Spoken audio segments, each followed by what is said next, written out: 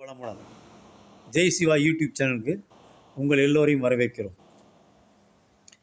அதாவது நாட்டில் அறிவாளியா, புத்திசாலியா, ஏன்னா இல்லை முட்டாளா இப்படி இருக்காங்க.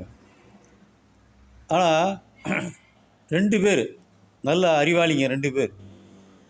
அதில் ஒருத்தர் நாட்டுக்காக தன்னோட அறிவையை அர்ப்பணித்தார்.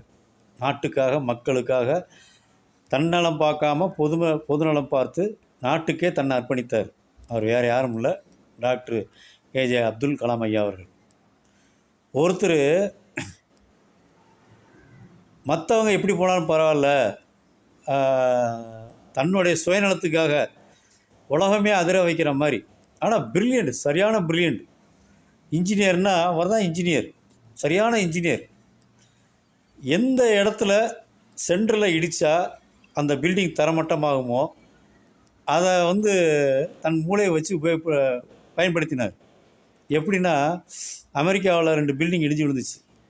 அந்த 2 பில்டிங்லேயும் எந்த சென்டர் பாயிண்டில் பிளைனை கொண்டு போய் இடித்தால் அந்த எல்லோரும் இடிப்பாங்க, போய் டமால் டிமின் இடிப்பாங்க. ஆனால் பில்டிங் கீழே இதாயிரும்.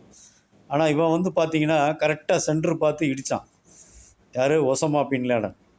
அவன் இடித்தது என்னென்னா, சென்டர் பார்த்து இடிக்கும்போது அந்த பில்டிங் தரமட்டமாகி போச்சு. இது தன்னுடைய சுயநலம். நாட்டில் மக்கள் செத்தான்னா, உயிரோடு இருந்தான்னா, எவ்வளோ பொருள் சேதம், எவ்வளோ மக்கள் சேதம். ஏன்னா இதெல்லாம் பார்க்கும்போது அப்துல் கலாம் அவர்களை கோயில் கட்டி கும்பிடலாம். ஏன்னா ஒசாமா பின் லேடன் உலகமே வெறுத்துச்சு.